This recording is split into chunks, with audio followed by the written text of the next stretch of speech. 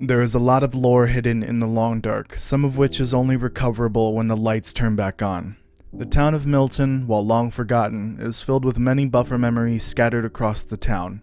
These buffer memories expand on the state of the town following the collapse, showing us the loneliness and hardships of being abandoned by the world. In part 1 of Memories of Milton, I will go through the Milton Credit Union buffer memories. In part 2, I will go through the Milton Post Office and Orca gas station memories. Before I continue, please make sure to comment, like, share, subscribe, and hit the notification bell so I can keep making videos like this. Milton Credit Union, Anika Longmire. After a long walk around town, I found myself in front of St. Christopher's again. Even with Father McGill gone many months now, I still find some joy in tending what's left of the back garden and sweeping out the dust from the sanctuary. It warms my heart that several of us have banded together to keep the place feeling alive, at least for now. I know our little chores have eased the feeling of being left behind. Milton. It's not known when St. Christopher's closed. Some of the changes to Milton can either be attributed to the collapse or Milton's own economic collapse. A drop in attendance so significant that services had to be moved to Skype is most likely due to the massive drop in population of Milton following the 1980s. The mention of Skype would align this with the collapse as it peaked in the late 2000s and early 2010s. The buffer memory also tells us that the remaining population of Milton was rather close and greatly cared about the town. Their efforts to maintain the church and its garden tells us that the townspeople needed something to give them purpose in the post-collapse world. Caring for an abandoned church was enough to make them feel important, at least in their world. With the weather turning cold again and Jason gone more and more, I have been walking a lot. It is a balm to the slow, freezing stillness that creeps up on us every year, and sometimes with a gentle breeze pushing my hair back as I look down over the basin, I don't miss Mass at all. God is with us here, in this place. This buffer memory is clearly written a while after the first one. With the passing of time, wounds of abandonment begin to heal. Life moves on and you develop a way to cope with the change. Without Mass, the followers of the church had only two options, either move to the mainland or live without it. Such a big change takes time to circumnavigate. I think this is the point in the collapse that people like Anika have learned to accept the abandonment and live with the loneliness that comes with it. Jason left again this morning on another trip. Americans out of Anchorage this time. Here to see just how wild it gets on Great Bear Island. You would think they'd get enough of that at home. They will get all they can stomach and maybe more, but at least they have the best guide on the island to show them the way. I try not to cry when he leaves, but I always see something of our little family in his tired face, and when I do, his belief makes my own stronger. So I cried a little, just for a moment. This time Steph saw me getting upset, which seems to bother her more and more as she gets older. Even at 10, her resolve and sharp eyes warm my heart.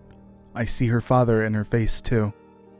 Jason is Anika's husband, and it seems that he worked as a tourist guide for Great Bear Island. The island was known for being a tourist spot, especially before the collapse.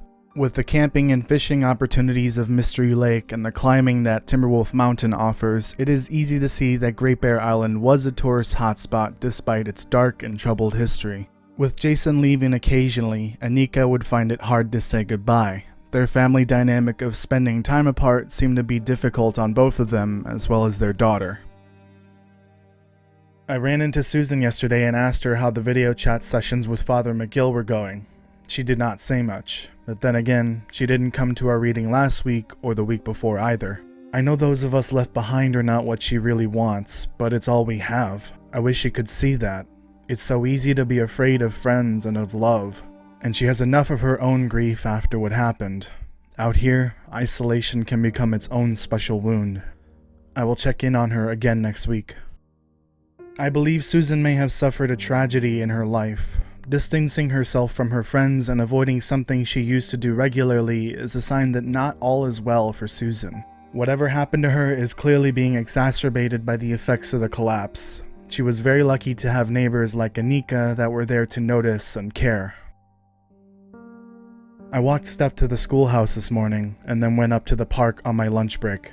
I brought some cheese and an apple and read a bit at the benches up there. It was cold and bright at first. Great weather for eating and thinking. the basin looked gorgeous in that way you see all over Great Bear, where each day's horizon feels unique somehow. As soon as I tossed my apple core over the edge, it started lightly snowing. A vast gray haze had settled over the valley below. A wolf howled, but from somewhere far away. Even as things have changed over the last years, and neighbor and friends have moved to the mainland, I still don't regret our choice to remain here. I think Steph is starting to see this and understand it too. There is something wild, hard, and stubborn growing in her, but also kind. I smile when I think about it, perhaps selfishly. Rejecting pride also means finding ways to leave control behind, and let others, even your own daughter, find her own way from time to time. A good day. I hope my apple sprouts a tree this spring. As Grandmother told Will, only people left here are either too poor or too proud to leave. I believe Anika and her family were too proud to leave. They understood this and knew that not everyone around them would be the same. As Milton's population continued to dwindle over the years, more and more neighbors and friends would disappear. The tough environment changed how Steph, Anika, and Jason's daughter would grow up.